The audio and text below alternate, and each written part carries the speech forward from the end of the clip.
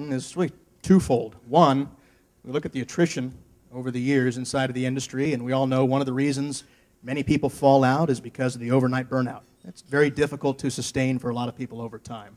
So to have an offering to a segment of the population exclusively inside of daytime jobs can create a little bit of sanity and a little bit of more sleep, I guess, for a few folks inside of the space, but ultimately a retention driver.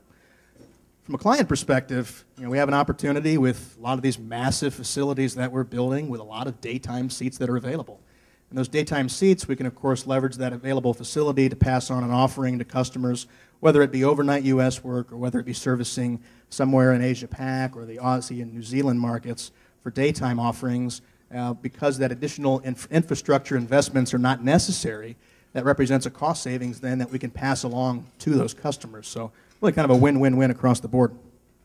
I touched on this briefly already, but service channel mix inside of the Philippines, still predominantly customer care, but tech support has really emerged for us big time over the last couple of years. If I were to look at a snapshot of this from about 2 years ago, care would represent probably 75 to 80% of this pie. Tech has been the primary driver for our growth inside of the Philippines for a couple of the reasons that I mentioned, but at the end of the day, whether it be customers who have gone to a location like India and not had the degree of success that they were hoping for, or whether it's because they've recognized that while the call may be technical in nature, the primary focus at the end of the day is still on the customer experience, then the appetite has been more for the Philippines. The next few slides, I think some of you have been exposed to in the past. Anybody who's certainly a member of the BPAP organization has been exposed to Roadmap 2016. So I thought I would take a moment to reference some of that data. Again, this is not our data. This is data represented by BPAP and a study conducted by O2P, or Outsourced to Philippines, as well as the Everest Group. But I think they've really kind of stepped up and provided for us, from a third-party perspective, kind of leading indicators on where we are inside of the market. So I think a good point for us to kind of stop and reference where we are at this point in time. In terms of the service segments themselves, you can see in terms of voice, over the, look at 2006 to 2010 is when the data here is represented. And I think this trend would probably continue if you look at this in 2012. That while voice is and still will continue to make up a bulk of the business being done from the Philippines,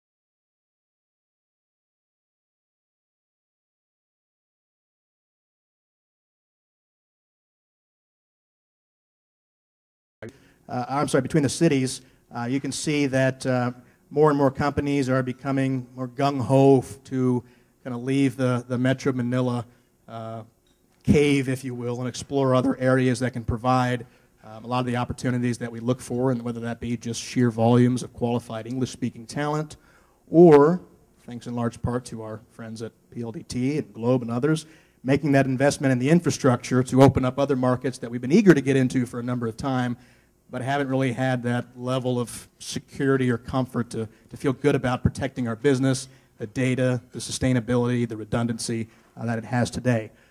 We're certainly bullish on non-metro cities. At the same time, as I'll share with you with some of our own thoughts on the market from a site selection perspective, I think there continue to remain areas and pockets within Metro Manila that can still make sense. Just a quick snapshot at the growth. I think we've all heard this story, so I won't spend much time here. FTEs today, I guess latest reports are at about 600,000, I guess, believe in direct employment inside of the BPO space. So the trajectory has certainly been on par with the trend. We're about 6%, I think, of annual contribution to the GDP. That's always, for me, one of the big eye-openers when we're speaking to customers or prospects who haven't yet entered the Philippines or ventured into the Philippines to service their customer base, and that is that it is now second largest contributor behind the OFW population. And I think now, thanks in large part to BPAP and some of the other organizations, we're starting to see a little bit of traction. I think we would all agree we're not seeing as much as we would like, whether that be in the educational sector or whether it be from the incentive sector to really kind of catapult this. And we'll look on the next page here, I think, in terms of some of the shortfall. But I think we can at least be thankful that we've got industry bodies who are working closely with the government or with the Department of Education to make noise, create awareness, and focus on plans and roadmaps in order to help us get there. And that way, Teleperformance and the individual companies, yourselves, you're not having to go fight those battles yourself. If you look at projected growth rate, I guess there was a low end and a roadmap projection for the 2016 roadmap for BPAP. You look at low end 2016, 680,000 direct employment. We're already almost there.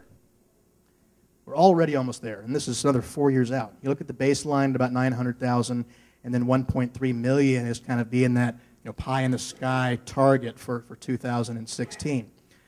The fear, I think, at the end of the day is really where the labor and the annual tertiary graduation pool is going to put us. And that's about an incremental 80 to 90,000 people per year, or about a 2.5% growth rate, which certainly is not at the pace that we need in order to backfill the labor. In fact, I think that comes out to roughly 400,000 shortfall in order to reach the 2016 roadmap for 1.3 million jobs. It's a lot of people. So, not to paint a doom and gloom scenario by any means, because frankly speaking, while we appreciate all the efforts of the industry association groups, it's really on each and every one of us and our companies to continue to invest in the areas in which we can make a difference, and whether that be frontline talent development, near-hire training activity, cultivating leadership development programs from within, and hey, at the end of the day, protecting your employee base. Because if you can keep your people and keep them from moving, you're going to be in a much better position to continue to scale without worrying about having these shortfalls, because you're not having to keep pace with all the attrition. So I want to talk to you, and the reason I wanted to share this information from BPAP is that I think it kind of sets the stage for the rest of the conversation, which I just want to close out with focusing on some of the things that we do to address some of the areas that focus on the people and some of the shortfalls that are otherwise projected. So committing to quality from 2